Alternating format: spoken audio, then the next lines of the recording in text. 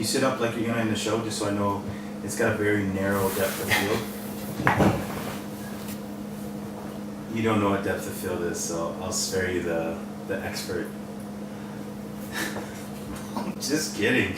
Man, you're so damn sensitive. What's up, guys? This is Kamea. This is Lee. And you are watching episode 4 of Business, Brothers, and Barbells. It's Brothers Business. What's up, guys? This is Kamea. This is Lee. And you are watching episode 4 of Brothers, Business, and Barbells.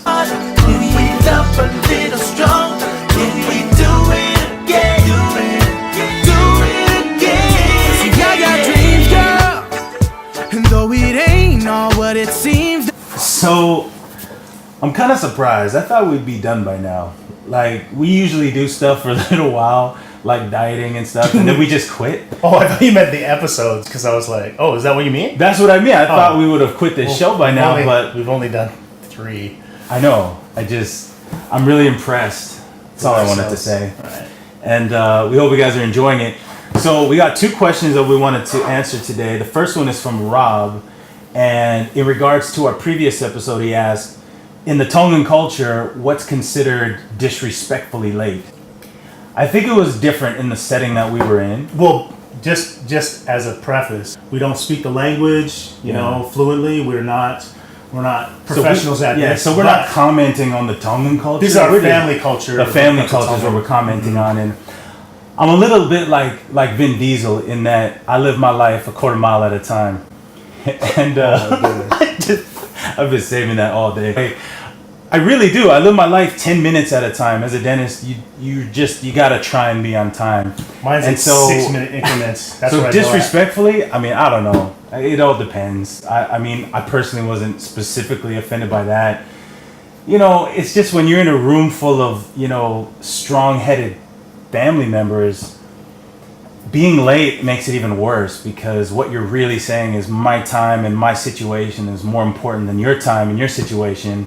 And I thought we brought up the rules, but it's cool, man. I love everybody. It's not a big deal. And it really is all on a case-by-case basis, too, because if you come in and you're like sweating, you're like, and you're only 5 minutes late, you're like, oh, look, you were actually trying to hustle to beat here. But if you're just walking in all casual 45 minutes late, absolutely not. But the other thing is, our grandfather was a perfect example of making sure that he showed that he valued everybody else's time.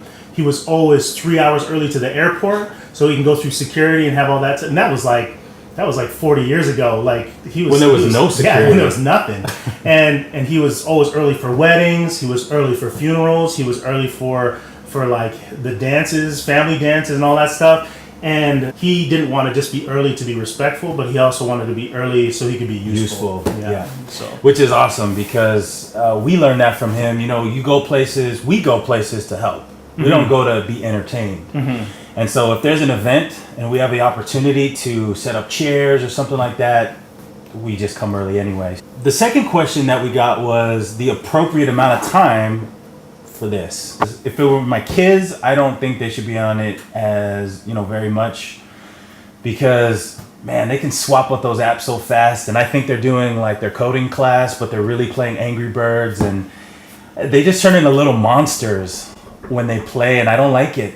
When it comes to kids, it's nice to make sure that they do a bunch of things prior to them receiving any time online or digital time, just because, you know, we just find that the day goes by so fast that if they don't accomplish something first, then it's just been a complete waste. And there really is no quantifying value when it comes to being on this for kids. There's nothing that's really encouraging them and taking them to the next step of being intellectuals and having better conversations. So I totally agree. Yeah. Now, if you're an adult and you're single, I think you should be on this as much as you can, because isn't that what Tinder's for? Like, you need to find somebody. It's lonely out there, and I think you should be on social media, fishing around, testing the waters. This is the new place to meet people, and you got to be in there. Hopefully it'll lead to something, you know, real.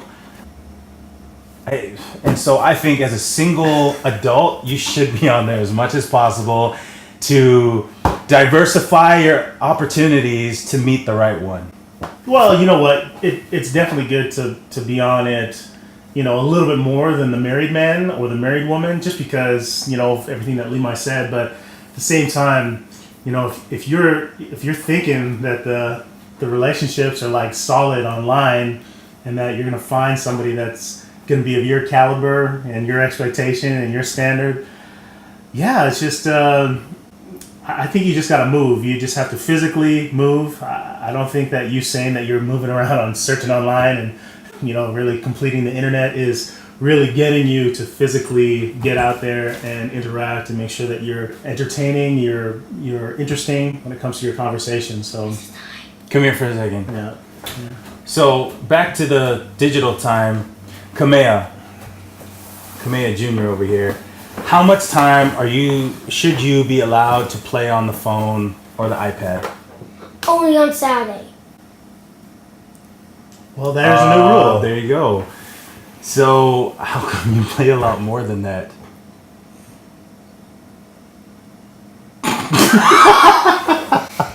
Do you only want to play on Saturday? That's the rules. Whether or not it happens, that's a whole nother story, right? Mm-hmm. Okay, hop inside. Go play with your cousins again. Good Thank job. You made your dad look like he was really being You serious. made me proud, son. The first thing we wanted to address is something family related. This actually ties in with the business thing too, so we're just gonna slam them together and address both at the same time.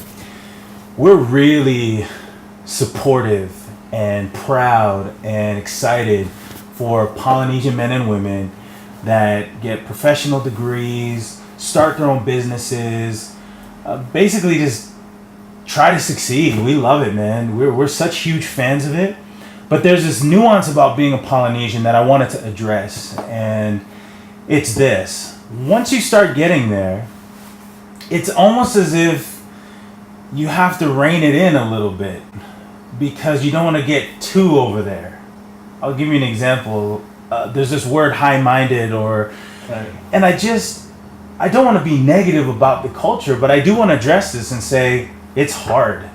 It's hard to balance because I know in my family, if I do something that smells too successful, people start criticizing me and making it seem like I forgot where I came from, and I haven't. And so I almost find myself sabotaging myself and making myself look like dumber than I really am just to fit in.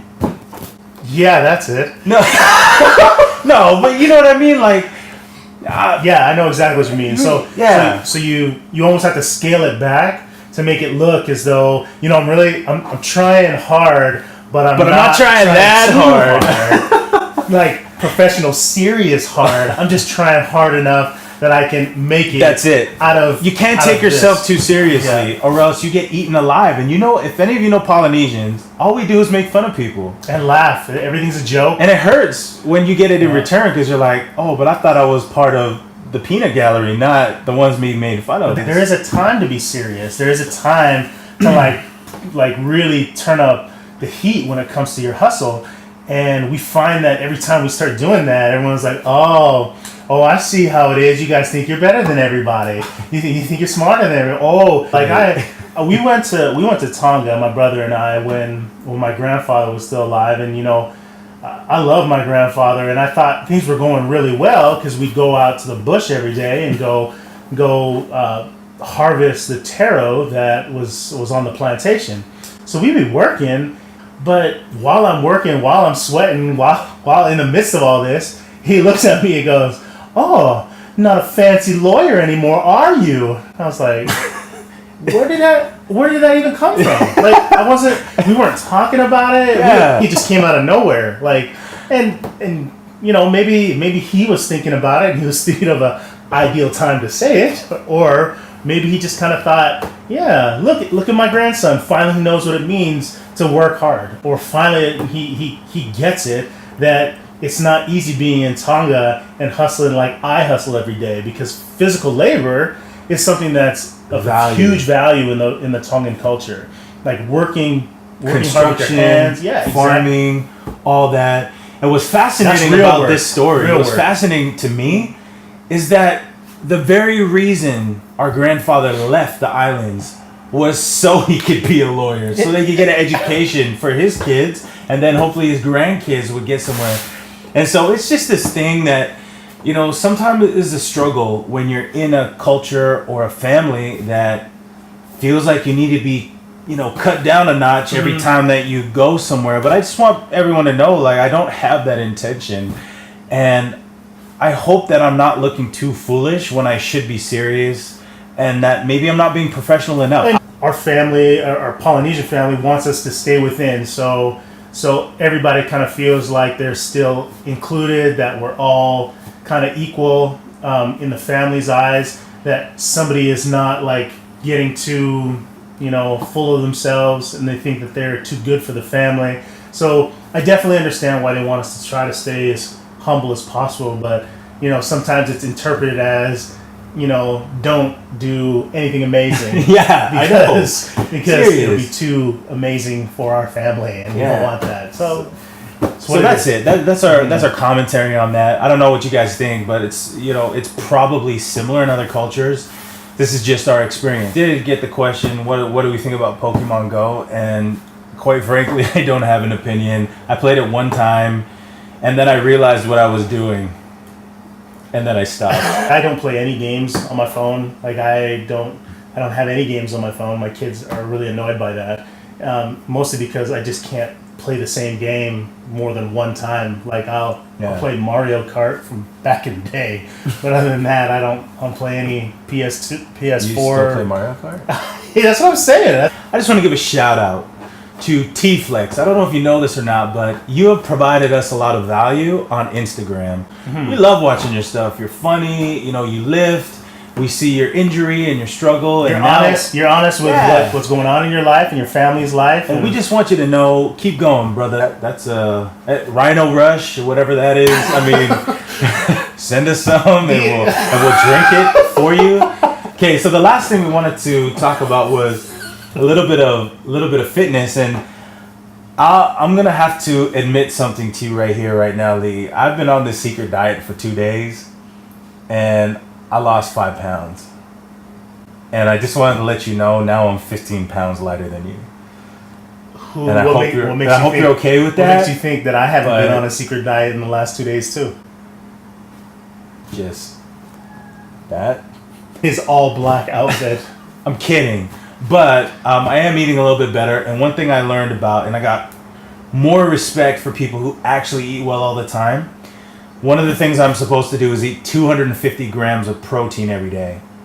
That's a lot. Like, I was looking for meat to just eat. It was hard to do. Of course, he never mentions anything about beans and rice and tofu and other sources of protein other than red meat. For all you vegans out there. The alternative sources of protein. I'd rather drink powder all day. He did drink powder all day. I bet he drank 17 cups of powder. Whatever, liquid. No way. Well, that's the show. Hope you guys enjoyed it. We're going to be addressing some more of the concerns of our audience in the next episode. But we're also going to actually give you a little bit of insight into our workout with the next episode too. So hope you guys look forward to that. It's definitely a venting session. So we get our therapy with working out and then venting. And just know that your questions and your comments, this feeds us. It just feeds us to do more. And so make sure you leave a comment, subscribe, tell your friends, share, all that kind of stuff. Share Bear on Facebook. We love you guys. Share Bear. You never heard of the Share Bear? Oh, then you're missing out. You've just... What? How do we end this? This was episode 4 of Brothers, Business, and Barbells. Peace. Tired of the crying girl, tired of the sin. Come and get my loving girl. I got the safe love girl, the kind you put your money on, that sweet love girl, the kind you put them honey on, that dim sum girl, so you can keep it coming. I put on my slipper so we can keep it running. It's a nice even energy today. I like that.